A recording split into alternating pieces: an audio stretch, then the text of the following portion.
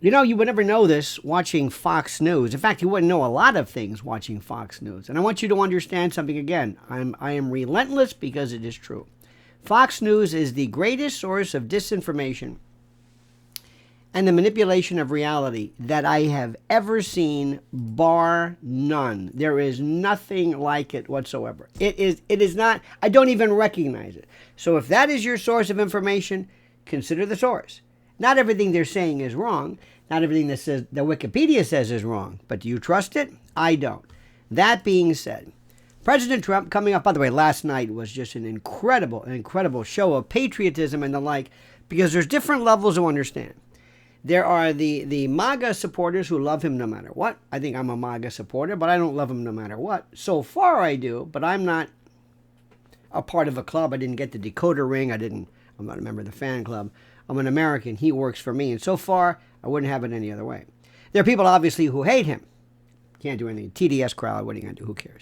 But in the middle, there's this moving group. And sometimes things that make the media don't really reflect what the reality is. You know that No Kings business? It was terrible. All they did was provide B-roll for the midterms, but it didn't do anything. Nobody cared. Everything's the same. People looked at it and said, that's stupid. Most people don't even know what No Kings is. They thought it was a movie. Is that the movie about Muhammad Ali? Or no. We Were Kings? Nobody knows. But also, there was an incredible rift regarding the president and not so much Ukraine and Russia, but Israel, Netanyahu, and America first. Some absolute stalwarts, you're seeing it. And the idea of destabilizing and overthrowing Iran, nope. And you're seeing it more and more and more. And President Trump figures, at least up to this point, look, I tell you what America first is. You don't tell me. And other people like Tucker are saying, no. This is not America first. Excuse me, I said America first. I determine what it is, not you. And others are saying, no, Mr. President. So Trump right now has really fired back and let Tucker Carlson have it after the former Fox News host, and for good reason, accused him of betraying America first in its principles in light of Israel's recent military strike on Iran, and vice versa. And you're not going to get the truth. You're not going to get battlefield assessment. You're not going to get damage reports. You're not going to get the truth. So just remember that. Who was it who said during a war, the first casualty is the truth? I think Hiram, wasn't it a senator or somebody during World War I? Anyway, now the operation, which of course targeted Iran's nuclear facilities and senior military types and nuclear scientists, has stirred not only this global panic alert and alarm, but a very, very fierce, a very vociferous domestic debate over our involvement, responsibility, and our allegiance to whom exactly? And why do we care about regime change? Pay attention to what's happening. Pay very close attention. So Tucker, now of course, who's an exceedingly popular and influential independent media figure and the like, and vocal populist critic, I don't know if that makes any sense, he argued in a Friday newsletter that while the U.S. military didn't directly participate, its deep financial and weapons-based support for Israel implicates it heavily. In fact, many people have said that nothing could have been accomplished without our satellite follow-up and structure and assistance and the like, and the bombs and everything. So the idea that the United States is not involved, I don't even know what that means, because there are accessory statutes that even in criminal law that apply. In any event, if this were a plain old crime. So he cited, this is Tucker, that Trump's Truth Social post, where Trump proudly touted his support for Israel, he said, that's proof. This is a quote. While the American military may not have physically perpetrated the assault, this is what Tucker wrote, years of funding and sending weapons to Israel, which Donald Trump just bragged about on Truth Social, undeniably place the U.S. at the center of last night's event. Tucker's argument and his critique didn't stop at Trump. He called out former Fox colleague Sean Hannity, Mark Levin, Rupert Murdoch himself, labeling them as warmongers. This is serious stuff because it's not that it's Tucker, it's whom Tucker represents. His message was clear. Those waving the America First banner while supporting a regional conflict that America has nothing to do with, that could drag us into a broader war in the world. Because remember, Russia and others told Iran, we'll back you. This is the dangerous hypocrisy that Tucker's talking about. And when you've Piers Morgan, when you've lost Piers Morgan is like an 8-year-old. So when he changes his mind, it's got to be pretty obvious. There's no nuance or subtlety with Piers, okay? So Trump responded swiftly, directly, and angrily in an interview with the journalist Michael Scherer. He dismissed Tucker's framing of this entirely. He said, quote, well, considering that I'm the one that developed America First, see? This is what I said. Trump says this is mine, not yours. And considering that the term wasn't used until I came along, well, I think Charles Lindbergh might disagree. But anyway, I think I'm the one that decides that. Now, Trump said this. He also said, these are quotes, you can't have peace if Iran has a nuclear weapon. That's not peace.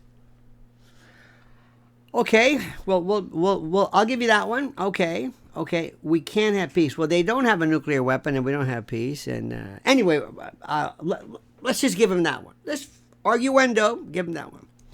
Now, Trump further said, and these are quotes, Iran cannot have a nuclear bomb. Very simple. Regardless, Israel or not Israel, Iran cannot have a nuclear bomb. Does that sound like America? Does that sound when it comes to India or Pakistan or France or any other country? Have you ever heard such focused attention on any country having nuclear bomb? Now remember, Iran is saying we don't want a nuclear bomb. We want the ability to refine, to produce nuclear operational medicine. Yeah. Okay, nobody's going to believe what they say because they're liars and they're killers and yeah, you know the routine. Now, according to a report from Axios, Israel has requested U.S. assistance in eliminating Iran's nuclear capabilities, targeting the fortified Fordo facility, which requires specialized bunker-busting bombs that go deep down and blow up. Okay, we're not talking about that's us. Now, while the Biden White House officially denies direct involvement, they did confirm Israel's request and stopped short of condemning the operation. So there's always been this weird, because remember who Blinken was. Blinken was in essence Netanyahu Jr. And of course, we're going to find out that Biden was never in the White House and was AWOL for years. So Biden really cannot be held accountable because he was held hostage by his own senescence. Now, a senior White House official told reporters, don't you love this? They said, quote, whatever happens today cannot be prevented, hinting at the inevitability of Israeli military actions. The official also said, quote, we have the ability to negotiate a successful, peaceful resolution to this conflict if Iran is willing. The fastest way for Iran to accomplish peace is to give up its nuclear weapons program. Do you ever think they would ever be able to do it? Do you ever think they would be believed? Do you ever think trust but verify would even apply? If they said, okay, that's it. You think somebody would say, oh, no, we don't believe this. We want them eliminated. It starts off always with a, well, we want to go after Hamas. We want to go after the terrorist infrastructure. We want to go after the leadership levels. And then it's the elimination of everybody. While we're at it, let's really, it's like when you cut out a tumor, you get the markers, you really go deep. Do you ever see somebody cut out a, kind of like a carcinoma or whatever? They on your nose, they just take like half the nose. They don't just take this thing out, they take everything. Just to make sure we got everything, you know what I mean? Now this particular strike, which happened Thursday night, was reportedly in planning for 8 months. 8 months! Beginning after heightened tensions and reciprocal attacks between Iran and Israel last October. Now, Netanyahu authorized the plans once his intelligence agencies confirmed that Iranian air defense vulnerabilities were there and extant. And the plan that was developed allegedly continued quietly, even as Trump publicly claimed to be pursuing diplomatic avenues. Don't worry, everything's fine. Now, Israeli insiders told Axios that Trump's inner circle offered no resistance to the operation in private meetings, despite their public posturing to the contrary. And the goal, they said, was to keep Iran from suspecting a preemptive strike, allowing Mossad and IDF intel to continue tracking nuclear and military targets with precision. You understand how that thing works? Okay? Understand how that works? They wanted to keep Iran from suspecting a preemptive strike so as Mossad and IDF could continue tracking nuclear and military targets. No U.S. official has confirmed those claims, but the post-strike political fallout in Washington has reignited familiar battles over foreign entanglements and arguments about military interventionism and what exactly it means to be America first. Senator Marco Rubio, Secretary of State, described Israel's action as unilateral. Trump echoed this sentiment, asserting that he said he had advanced knowledge of the operation, but that the U.S. did not participate. You buying this? And despite all of this, the devastation was significant. According to sources close to Iranian media and military officials, more than 24 nuclear scientists and top commanders were targeted, and among them was the commander of Iran's Royal Guard Corps, the IRGC. Imagine if somebody went after Pete Hegseth. How would you feel about that?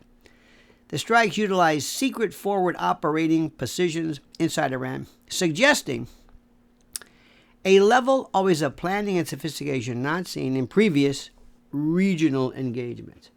So Tucker Carlson's criticism reflects a broader unease within the non-interventionist wing of the conservative movement.